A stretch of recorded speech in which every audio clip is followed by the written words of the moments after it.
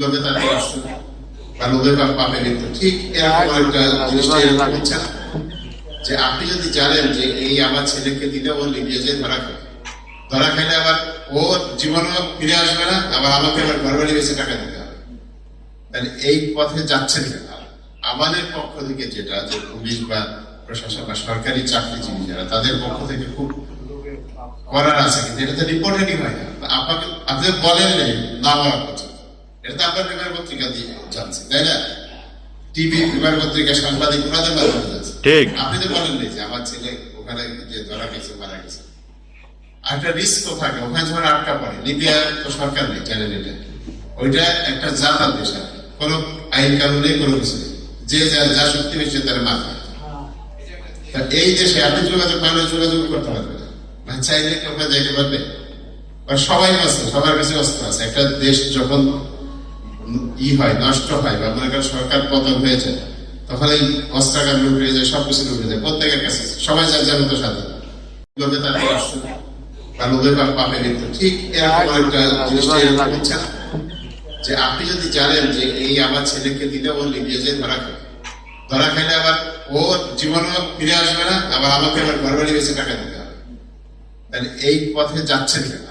আমাদের পক্ষ থেকে যেটা যে পুলিশ বা প্রশাসন বা সরকারি চাকরিজীবী যারা, তাদের পক্ষ থেকে খুব করার আছে, কিন্তু এটা তো রিপোর্টেডই হয় না।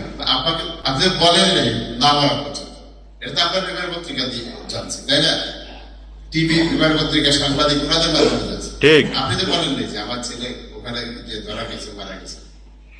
একটা রিস্ক থাকে ওখানে, যখন আটকা পড়ে, লিবিয়া তো সরকার নেই, জানেন এটা, ওইটা একটা জাতার দেশ, কোন আইন কানুন নেই, কোনো কিছু নেই, যে যা শক্তি বেশি তার মাথা। এই দেশে আপনি যোগাযোগ পাবেন, যোগাযোগ করতে পারবেন না, চাইলে ওখানে যাইতে পারবে? সবাই আছে, সবার কাছে অস্ত্র আছে। একটা দেশ যখন হয়, নষ্ট হয়, বা মনে করেন সরকার পতন হয়ে যায়, তখন এই অস্ত্রাগার লুটে যায়, সবকিছু লুটে যায়, প্রত্যেকের কাছে সবাই যার যার মতো স্বাধীন। ওই দেশে কোনো নিয়ম কানুন নেই, কোনো কিছু নেই। তো ওখানে তো যদি মনে করেন ইরান ছেলে আটকা আছে, এখন এই দেশে যদি কোনো দালালকে ধরেন, এসে তো ওই আর এক মাফিয়া আছে, আসল যে দালাল, তার যোগাযোগ আছে। যদি এখানে যে কোনো সময় মারি, তো এই ভয়ে আপনারা কথা বলেন।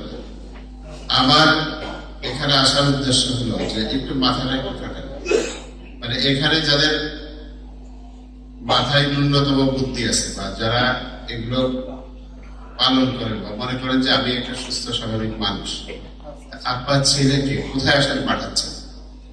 এখন সবাই যেতে পারবে, আমি বললাম তো সবার জন্য তো বিদেশ, সবাই যদি এসে যায়, তাহলে অন্য চাকরি কি করবে? করতে পারে? সবাই যদি ইসে হয়, তাহলে অন্য চাকরি করতে পারবে? আল্লাহ তাআলা সবার জন্য একই জিনিস রাখে না, তাহলে কেউ কারোর কথা শুনতে না, আমি এসছি, আরেকজন এসছি, একজন ডিসি, আরেকজন ডিসি, আমি বলে এটা নিয়ে আসতে বলতে আপনি এসপি, আমি রাখেন এগুলো, তাই বলবো না?